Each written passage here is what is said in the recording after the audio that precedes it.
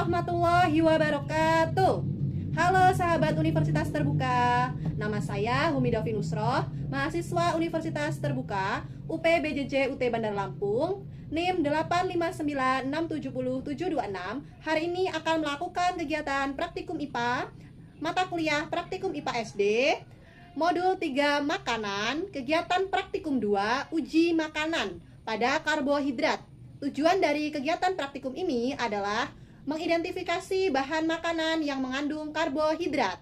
Alat dan bahan yang sudah saya siapkan antara lain ada pipet 1 buah, kemudian ada piring, ada betadin yang mengandung larutan lugol, dan ada bahan berupa nasi, pisang, kentang, tahu putih, ada margarin, kemudian ada biskuit, tepung terigu, buah apel, gula pasir, telur rebus. Yang kita gunakan telurnya putihnya saja. Saya akan mulai. Yang pertama adalah teteskan larutan lugol sebanyak 2-3 tetes kepada bahan makanan. Yang pertama nasi. Kemudian pisang, kentang, tahu putih, margarin, biskuit, tepung terigu, apel, gula pasir, dan telur rebus. Kita akan amati sama-sama mana bahan makanan yang mengandung karbohidrat. Di sini makanan yang mengandung karbohidrat yaitu terdiri dari ada nasi. Nasi putih ini mengandung karbohidrat karena larutan lugol berubah warna menjadi ungu kebiruan. Kemudian ada tepung terigu. Tepung terigu mengandung karbohidrat karena larutan lugol berubah warna menjadi ungu kebiruan. Kemudian ada biskuit, mengandung karbohidrat karena larutan lugol berubah warna menjadi ungu kebiruan.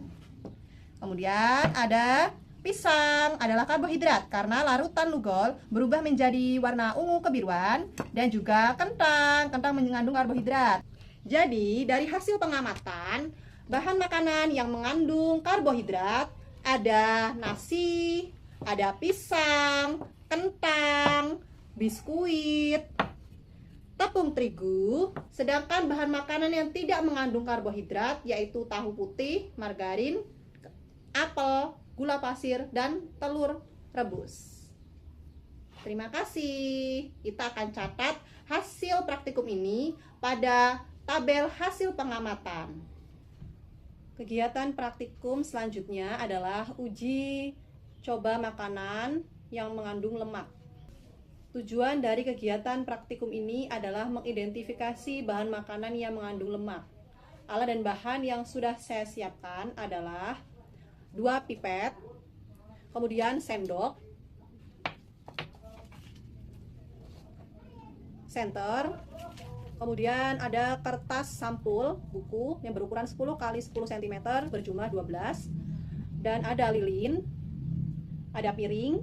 Kemudian bahannya terdiri dari kemiri, margarin, seledri, wortel, pepaya, singkong kering, jagung kering, kacang tanah, santan, minyak goreng, susu, dan air. Saya akan memulai kegiatan praktikum ini. Yang pertama, saya akan mengambil pipet untuk mengisap air. Kemudian saya akan taruh ke dalam kertas sampul. Teteskan pada kertas sampul.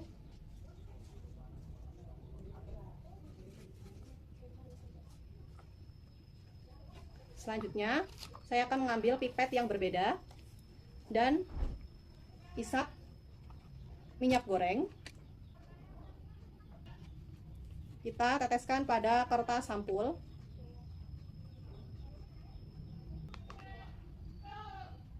Kita akan biarkan selama 10 menit dan mengamati bagaimana perubahannya. Setelah 10 menit kita biarkan, kita akan lihat apa yang terjadi pada kertas yang ditetesi minyak dan air. Kita menggunakan senter. Kita akan amati apakah pada air meninggalkan bekas. ternyata pada kertas yang ditetesi air tidak meninggalkan bekas. Kemudian pada minyak meninggalkan bekas. Berarti bahan makanan yang mengandung lemak itu meninggalkan bekas seperti minyak. Selanjutnya, saya akan memberikan nama pada ke-10 kertas berukuran 10 x 10 cm pada masing-masing bahan makanan. Setelah itu, saya akan melakukan percobaan yang pertama, yaitu mengusapkan kemiri pada kertas sampul. Kertas sampul ini. Kemirinya yang sudah kita haluskan.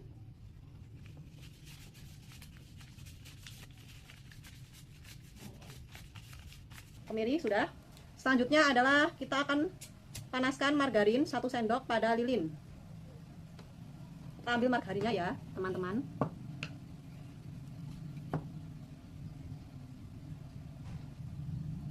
Setelah itu kita akan tuangkan pada kertas sampul berapa tetes.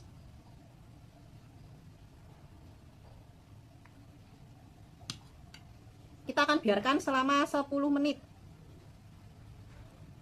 Kemudian selanjutnya adalah seledri. Kita usapkan seledri pada kertas sampul sebanyak 10 kali. Kita akan tunggu selama 10 menit. Kemudian selanjutnya adalah wortel. Kita sudah potong-potong wortel ini. Kemudian kita usapkan pada kertas sampul sebanyak 10 kali. Kita tunggu kertas wortel selama 10 menit apakah meninggalkan bekas noda pada kertasnya. Kemudian selanjutnya adalah biji jagung kering. Nah, kita akan usapkan biji jagung kering sebanyak 10 kali. Kemudian ada singkong kering. Kita usapkan sebanyak 10 kali singkong yang sudah dipotong ini. Kita tunggu selama 10 menit apakah meninggalkan bekas noda pada kertas. Kemudian ada kacang tanah. Kita ambil kacang tanah.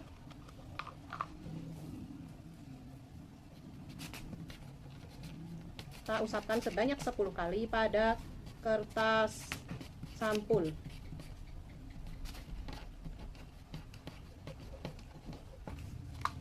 Nah, setelah itu kita biarkan selama 10 menit. Selanjutnya adalah pepaya. 1 potong pepaya kita usapkan pada kertas sampul sebanyak 10 kali. Kita biarkan 10 menit. Nanti kita akan amati apakah kertas meninggalkan noda. Kemudian ada santan, tetesi pada kertas sampul. Kita akan biarkan selama 10 menit. Tambahkan lagi susu. Tadi sendoknya sudah saya lap. Kemudian kita ambil susu, kita oleskan pada kertas sampul.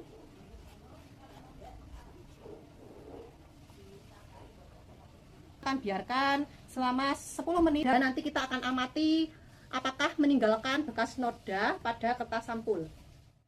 Setelah 10 menit, kita akan amati pada kertas coklat menggunakan senter ke arah bekas makanan yang diuji, manakah yang meninggalkan noda bekas minyak. Dan kemudian kita catat pada tabel hasil pengamatan.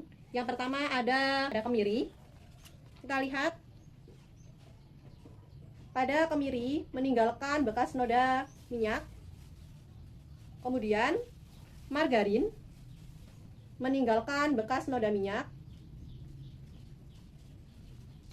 Pada bahan makanan seledri tidak meninggalkan bekas noda minyak. Pada bahan makanan wortel yang diusap tidak meninggalkan bekas noda minyak pada kertas coklat. Kemudian pada usapan bahan makanan biji kacang hijau tidak meninggalkan bekas noda minyak. Pepaya tidak meninggalkan bekas noda minyak. Pada usapan santan meninggalkan bekas noda minyak. Pada kacang tanah meninggalkan noda bekas minyak. Pada usapan singkong tidak meninggalkan noda minyak. Pada usapan susu meninggalkan bekas noda minyak. Yang mengandung lemak terdiri dari kemiri, kemudian santan, susu, kacang tanah kering, dan juga margarin. Kita akan catat pada tabel hasil pengamatan.